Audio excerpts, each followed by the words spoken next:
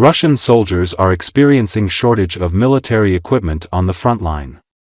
A video has been circulated in social media, showing Russian servicemen having difficulty to evacuate the dead bodies of their killed fellow soldiers. The video posted on Telegram app shows Russians carrying dead bodies of 2 fellow soldiers on a wheelbarrow under the threat of Ukrainian drones. The Russian soldiers were returning from a military operation and were carrying the wheelbarrow through the road that is filled with destroyed military equipment. Russian troops resort to various methods to evacuate the wounded and killed servicemen from the front lines. Numerous videos have been circulated in social media showing Russian troops struggling with shortage of supplies and equipment. Reports on the use of donkeys and horses by Russia's armed forces have also become widespread, highlighting the logistics problems within the Russian army. Только и ждут. Вот такой так вот. токер, они как вы. У нас проходят боевые вот дни. Иду. Вот с очередной работы возвращаемся. Передаю привет. Всем привет. Я уже почти отработали, осталось только на нуль выйти и все. Мы дома. Там хохол сидит. 2 посылочки. Наш. И укроп, блядь. Ну ничего. Нам нихуя не страшно. У нас Санек-то с рэпом, блядь.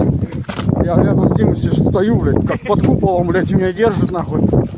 А еще у него тетя, как это, Була. Ну, хуяк, уже птичек знаем, где летит, где чё, нахуй. Ну, такая поебень.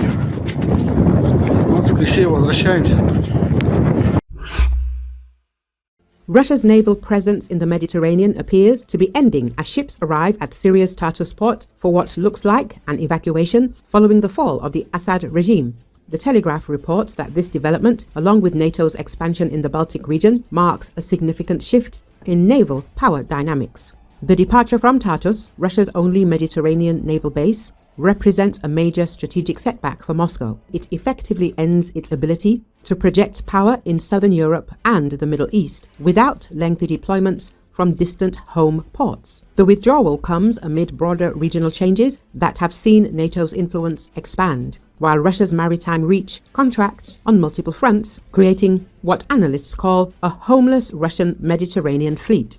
At best, the Russian Navy in the Mediterranean faces uncertainty, notes a new Royal United Services Institute report as thousands of Russian personnel and their warships prepare to depart Syria.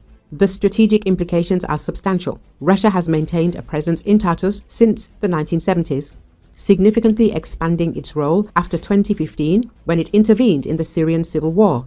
The base became particularly crucial after Turkey closed the Bosporus Strait to foreign warships in 2022, making it Russia's sole Mediterranean naval facility. According to the Telegraph, Russian forces retreated to Tartus and Khmeimim Air Base in November as rebel groups mounted a surprise offensive. By late January, equipment was being staged for withdrawal after failed negotiations with the new rebel government for continued access. While alternative bases exist in Algeria, Sudan and Libya, RUSI indicates none are viable replacements. The think tank notes that Algeria lacks a clear imperative to host Russian forces. Port Sudan negotiations are still floundering, and Libyan facilities present technical challenges. If the Russian Navy loses this access, it will not cease to be a regional player. RUSI explains, but its presence will be far more diluted. Libya could work. Russia already operates the Al-Qadim air base in this region, RUSI pointed out. With a concentration of effort in eastern Libya, Tobruk and potentially also Benghazi could offer safe haven to a homeless Russian Mediterranean fleet. But Tobruk, in particular, might not be ready. With limited repair facilities and no dry dock, few berths of sufficient size and limited opportunities for expansion, long-term investment in a permanent presence would likely present technical challenges, RUSI noted. This naval retreat coincides with Russia's diminishing influence in the Baltic Sea, which has effectively become a NATO lake following Sweden and Finland's alliance membership. Russian vessels would face a perilous journey from Arctic bases through multiple strategic choke points to reach southern European waters in any potential conflict.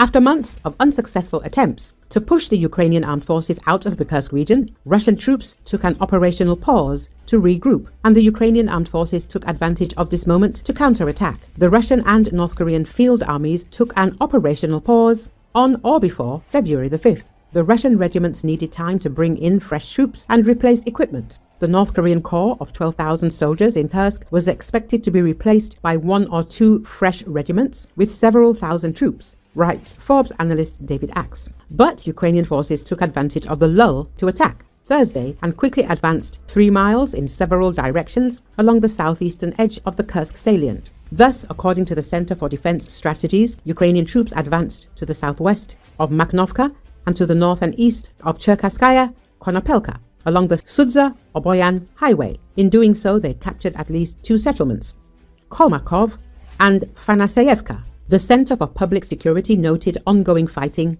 in Cherkasskaya Konopelka. But if this is true, then the Russians in the village were bypassed by the main part of the Ukrainian tactical group. This means that they were cut off from the main Russian forces further east, the analyst notes. As Axe notes, the Russians attacked the Ukrainian armed forces with FPV drones, resulting in the Ukrainians losing an infantry fighting vehicle, a VAB wheeled armored personnel carrier, at least 1 mine-protected truck, and a couple of tanks. However, this did not slow down the offensive. At the same time, North Korean troops who were in the process of retreating from the Kursk region were forced to turn around and counterattack Ukrainian forces. The fighting continues, but the analysts updated the final map of Ukraine's control, were confident enough in the Ukrainian advances to mark them on the map. For the first time in weeks, the Ukrainian bulge in Kursk has gotten bigger, not smaller. Axe concludes. On February the 7th, ISW analysts reported that Ukrainian defenders had broken through Russian defenses in Kursk region and advanced deep into enemy territory. Ukrainian President Volodymyr Zelensky confirmed in an interview with Reuters that the defense forces had launched a new offensive in the Kursk region of the Russian Federation. According to him, the Ukrainian military had advanced 2.5 kilometers in the Kursk region. According to Deep State, Ukrainian troops were able to advance near the village of Cherkasskaya Konopelka in the Sudza district of the Kursk region of the Russian Federation.